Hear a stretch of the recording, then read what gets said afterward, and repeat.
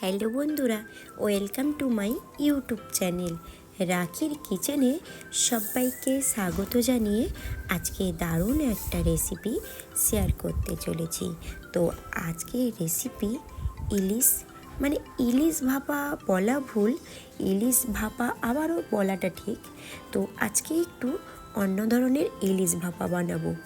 আজকে আমি বানাবো কোনো রকম পেঁয়াজ ছাড়াই আর কোনো রকম অল্প মশলাতে দারুণ স্বাদের একটা রেসিপি। আজকে রাঁধুনি দিয়ে একটা রান্না বানাবো। তো চলো বন্ধুরা, পুরো ভিডিওটা দেখার জন্য তোমাদের কাছে কিন্তু অনুরোধ রইল। আর ইলিশ মাছ তো বাঙালিদের প্রিয় মাছ, আর বাংলাদেশের বিখ্যাত মাছ ইলিশ মাছ। আর রিমঝিম হালকা হালকা মেঘ করেছে, তারপরে রিমঝিম বৃষ্টি পড়ছে। তখনই মনে হলো যে ইলিশ মাছের একটা রেসিপি বানাই। তো চলো ইলিশ মাছ দিয়েই রেসিপিটা শুরু করি। আর আমি এখানে ইলিশ মাছটা কেটে নিয়েছিলাম। অবশ্য ইলিশ মাছ কাটাটা তোমাদের কাছে শেয়ার করিনি। তো ইলিশ মাছকে কেটে নিয়েছি, আর ইলিশ মাছ কাটার পদ্ধতি তোমাদের বহুবার দেখিয়েছি। তো আজকে আর নতুন করে দেখালাম না। তো চলো ইলিশ মাছগুলোকে আমি ভালো করে সাজিয়ে পরিমাণ মতো লবণ আর সর্ষের তেল মাখিয়ে নেব। তো ইলিশ মাছ লেজ কাটার একটা টিপস আছে, আর লেজের মুখের কাছে একটা নোংরা থাকে। সেটা ইলিশ মাছ কীভাবে কাটলে নোংরাটা বের করা যায় আমি নেক্সট টাইম তোমাদের ভিডিওতে শেয়ার করব। যাই হোক, আমি লবণ আর সর্ষের তেলটা ভালো করে মাখিয়ে এটাকে ম্যারিনেট করে রেখে দেবো প্রায় 15 মিনিট। তার মাঝখানে আমি কি করব, মশলা রেডি করে নেব। এখানে আমি প্রত্যেকটা মশলা কিন্তু বাটা মশলাই ব্যবহার করব। তো বাইরে ঝিমঝিম বৃষ্টি পড়ছিল আর ঠান্ডা ঠান্ডা হাওয়াটা বইছিল, তাই ভাবলাম বাইরে বসেই মাছটা কেটে ম্যারিনেট করে মশলাটা বাইরেই আমি করে নেব। আর পুরো মশলাগুলো কিন্তু বাটা মশলাই দেব, আর শিলনোড়া দিয়ে বাটা মশলা আজকে ব্যবহার করব। কোনো রকম আমি মিক্সিতে বাটবো না। আমি এখানে নিয়েছিলাম প্রায় 2 চামচ মতো রাঁধুনি, আর রাঁধুনিটাকে প্রায় খুব সুন্দর করে প্লেন করে বেটে নেব। তো দেখতে পাচ্ছ ঝিমঝিম বৃষ্টি পড়ছে, তাই আমি ওয়েদারটা তোমাদের একটু দেখিয়ে দিলাম। তো এই যে ইলিশ মাছ কিন্তু বাংলাদেশের বিখ্যাত মাছ, কিন্তু এই ইলিশ মাছটা বাংলাদেশি ইলিশ নয়, আমাদের হলদি নদীর ইলিশ মাছ। তো আমাদের বাড়ি কিন্তু হলদি নদীর পাশে, তাই হলদি নদীর ইলিশ মাছ কি আমরা না খেয়ে বাংলাদেশি ইলিশ খাবো? এটাই খাবো। কিন্তু খুব সুন্দর আমাদের এই হলদি নদীর ইলিশ। তোমরাও খেতে চাইলে আমাদের বাড়ি কিন্তু চলে আসো। তো বাগানের একটু বৃষ্টি পড়তে পড়তে খুব সুন্দর ফুলের শোভা তোমাদের একটু শেয়ার করলাম।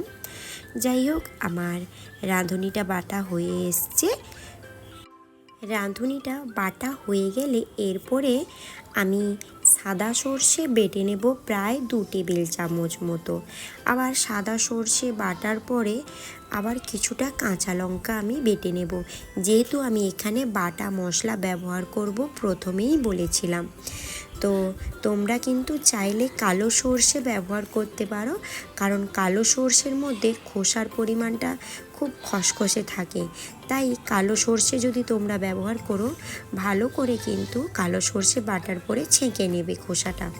ব্যাস, আমি সর্ষেটাও বেটে নিয়েছি, আর কয়েকটা কাঁচা লঙ্কা বেটে নেব, আর কিছুটা তার সঙ্গে আমি আদাও বেটে নেব। বাইরে কিন্তু বৃষ্টিটা ভীষণ জোরে জোরে পড়ছিল, আর তাই আমি ভাবলাম মশলাটা খুব তাড়াতাড়ি বেটে ভেতরে রান্নাটা বানাবো। আর এই যে রাঁধুনিটা যে তোমাদের বললাম, এটা রাঁধুনি দিয়ে রান্না হবে। রাঁধুনির স্মেল কিন্তু খুব সুন্দর লাগে। তোমাদের অবশ্যই এই রান্নাটা করলে কিন্তু ভালো লাগবে। মাত্র কয়েকটা উপকরণে খুব ঝটপট এই রেসিপিটা কিন্তু রেডি হয়ে যায়।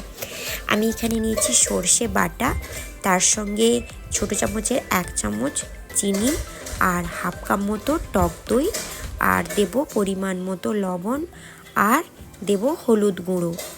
আর এটাকে জল দিয়ে ভালো করে মাখিয়ে নিতে হবে। আমি রান্নাটা যেভাবে স্টেপ বাই স্টেপ করব, তোমরাও কিন্তু এমনইভাবে করবে, কারণ রান্নার প্রসেস মানে সবাই কিন্তু রান্না করতে পারে, সব কিছু স্টেপ বাই স্টেপ না করলে কিন্তু সেইভাবে রান্নার টেস্ট আসে না। তো আমি এখানে কড়াইতে পরিমাণ মতো অল্প একটু তেল দিয়েছিলাম, তাতে একটু কালো জিরে ফোড়ন দিয়েছিলাম, তারপরে আমি দিয়ে দিলাম মাখিয়ে রাখা সর্ষে, হলুদ আর চিনি, লবণ, ওই যে জলটা বানিয়ে রেখেছিলাম ওটাই দিলাম। আর ওটা কিন্তু আমি বানিয়ে 10 মিনিট রেখেছিলাম। তারপরে এই যে ঝোলটা যখন টকবক করে ফুটে আসবে তখনই দিয়ে দিতে হবে ইলিশ মাছগুলো।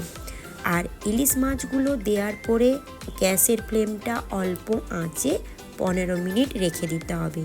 তারপরে 15 মিনিট পরে ঢাকনা খুলেই দিয়ে দিতে হবে সর্ষের তেল আর বেটে রাখা রাঁধুনি। তারপরে এই যে দেখতে পাচ্ছ ঝোলের পরিমাণটা কতটা আছে, আবারও ঢাকনা দিয়ে ঢেকে দেব মোটামুটি 5 মিনিট। ব্যাস, আমার রান্নাটা হয়ে এসছে। এখনও কিন্তু চলে যেও না, গ্যাসের ফ্লেম লোতে রেখো। তারপরে দিয়ে দিতে হবে সর্ষের তেল একটু, আর আমি একটা অন্য পাত্রে প্রায় 1 টেবিল চামচ মতো সর্ষের তেল নেব, তাতে দেব 5 ফোড়ন আর কালো সর্ষে। যেভাবে তড়কা বানানো হয় ওইভাবে বানিয়ে যখন ঝোলটা ফুটবে তখনই উপর থেকে গরম গরম দিয়ে দিতে হবে। ব্যাস, এইভাবে গরম গরম করে রান্না করলেই রেডি হয়ে যাবে রাঁধুনি দিয়ে ইলিশ ভাপা। কি ভাবছেন, এমন একটা রেসিপি মিস করবে নাকি? একদম কিন্তু মিস করো না, এই রান্নাটা অবশ্যই বাড়িতে বানাবে। আর আমার রেসিপি যদি ভালো লাগে অবশ্যই তোমরা পাশে থাকা বেল আইকনটা প্রেস করে রাখবে। আমি যখনই নতুন নতুন রেসিপির ভিডিও আনবো তোমাদের কাছে নোটিফিকেশান চলে যাবে। আর অবশ্যই তোমরা লাইক, সাবস্ক্রাইব, কমেন্ট করতে একদম ভুলে যাবে না। আর রেসিপিটা বানিয়ে অবশ্যই অবশ্যই আমাকে কমেন্ট করো কেমন হলো। হ্যাঁ বন্ধুরা, দেখতে দেখছো না যেমন সুন্দর, খেতে কিন্তু তার থেকেও সুন্দর ছিল। বাড়িতে থাকা কয়েকটা উপকরণ দিয়েই রান্নাটা করলে একদম সুস্বাদু একটা ইলিশের রেসিপি রেডি হয়ে যাবে। তো কেমন লাগলো তোমরা অবশ্যই কমেন্টে জানাবে। আর নেক্সট ভিডিওর জন্য অপেক্ষা করো। ততক্ষণ ভালো থেকো, সুস্থ থেকো।